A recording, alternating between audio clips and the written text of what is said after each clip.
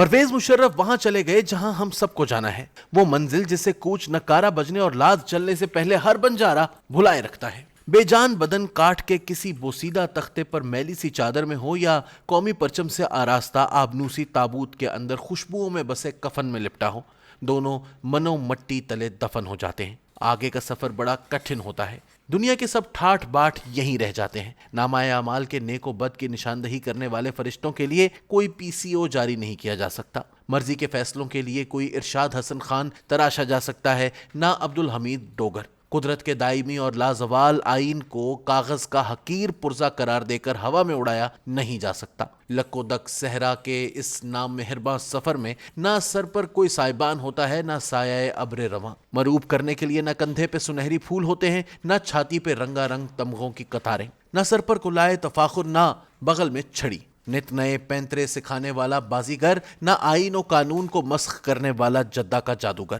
نہ اللہ کی عدالت سے چھپنے کے لیے کوئی عالی مرتبت شفاخانہ، نہ کوئی فارم ہاؤس۔ نہ کسی کو مکے دکھائے جا سکتے ہیں، نہ کسی کو بارود سے اڑایا جا سکتا ہے۔ وہاں کی لغت میں صرف دو الفاظ ہیں، جزا یا سزا، اور ان دونوں کا انحصار بیاض عمل پر ہے۔ عہد مشرف کی خوبیوں اور خامیوں کا جائزہ کار لا حاصل ہے۔ اس نے ایک ایسے گناہ عظیم کا ارتکاب کیا، کوئی بھی کارنامہ جس کا کفارہ نہیں بن سکتا۔ اس نے اپنے اللہ سے باندھا گیا عہد توڑا، اپنے حلف سے غداری کی، اس آئین کو پامال کیا جس کی پاسداری کی قسم کھائی تھی۔ دفاع وطن کے لیے دی گئی بندوق کے زور پر منتخب وزیر اعظم کو معزول کر کے حوالہ زندہ کیا جس نے اسے اپنا آئینی اختیار استعمال کرتے ہوئے برطرف کیا تھا۔ اول و آخر یہی مشرف کا گناہ کبیرہ تھا۔ آئین، پارلیمان، جمہوریت، سیاستدانوں، عدالتوں اور ججز کے ساتھ جو کچھ ہوا اور کامل 9 برس تک ہوتا رہا، وہ سب اسی گناہ کبیرہ کے ذیلی مکروہات تھے۔ مشرف کا عہد ایسے مکروہات، منکرات اور لغویات سے بھرا پڑا ہے۔ سب سے پہلے پاکستان کا پرفریب جبہ یا یاری پہنے وہ اپنی ذات کے گرد جھومر ڈالتا، اپنے بت کی پرستش کرتا رہا۔ وہ جب بھی کسی سرکاری دستاویز پر دستخط ثبت کرتا تو نیچے اس کے سارے عہدے اہتمام سے لکھے جاتے: general, chief of army staff, chairman joint chiefs of staff committee, chief executive, صدر اسلامی جمہوریہ پاکستان۔ بے مہار اقتدار کی خواہش بیمار نے اسے کبھی چین نہ لینے دیا، اس کی حرص و ہوس کا ظرف کبھی بھرنے نہ پایا۔ سب سے پہلے پاکستان کے فریب کار لبادے تلے یہ سب کچھ کرتے ہوئے کبھی اس کے ضمیر نے جھرجھری لی، نہ ماتھے پر ارک ندامت کا کوئی قطرہ جھلملایا، نہ رسوائی اور جگہسائی کے احساس نے کروٹ لی۔ وردی اتر جانے اور آبنوسی چھڑی جنرل اشفاق پرویز کیانی کے سپرد ہو جانے کے باوجود کوئی اس کا بال تک بیکا نہ کر سکا۔ خصوصی عدالت کو فرد جرم عائد کرنے کے لیے جانے کیا کیا پاپڑ بیلنا پڑے۔ ضمانت منسوخ ہوئی تو ایکڑوں میں پھیلا اس کا پرتعیش فارم ہاؤس اس کی جیل قرار پایا۔ عدالت سے گریز ناگزیر ہو گیا تو سائرن بجاتی گاڑیوں کے جلو میں راولپنڈی کے آرمی اسپتال پہنچ گیا جو کسی سول اتھارٹی کی دسترس میں نہ تھا۔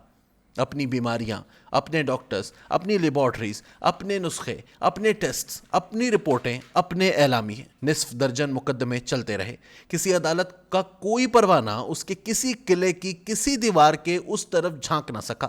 یہ نواز شریف نامی شخص کا حوصلہ تھا کہ کرسی کے تقاضوں اور سود و زیاں کے کھاتوں سے بے نیاز ہو کر پہلی بار آئین کی شک 6 کو حرکت میں لایا۔ اپنے اور پرائے سمجھاتے رہے کہ زیاں کاری اور سود فراموشی کی اس راہ پر خطر پر مت چلو، وہ ڈٹا رہا، یہاں تک کہ وزیر اعظم کے گرد شکنجہ کس لیا گیا اور مشرف کی راہیں کشادہ کر دی گئیں۔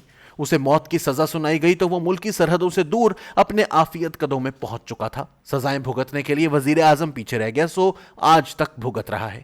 سیاستدانوں کی چھوٹی چھوٹی بکچیوں اور جیبوں تک کو ادھیڑ ڈالنے، چہروں پر کالک تھوپنے اور جیلوں میں ٹھونسنے والے اس نظام قانون و انصاف کے کل پرزوں میں سے کسی کو یارہ نہ تھا کہ وہ مشرف کی طرف آنکھ اٹھا کر بھی دیکھتا۔ انصار عباسی نے پچھلے دنوں پھر اس کے کھاتوں کی تفصیل بیان کی ہے، لیکن سیاستدانوں پر آدم خور کی طرح جھپٹنے والے خونخوار نیب نے کبھی کوئی چھان بین نہ کی۔ اب تک سامنے آنے والی تفصیل کے مطابق متحدہ عرب امارات کے 8 بینکوں میں اس کے تقریباً 30 لاکھ ڈالر اور لگ بھگ 5 کروڑ درہم پڑے ہیں۔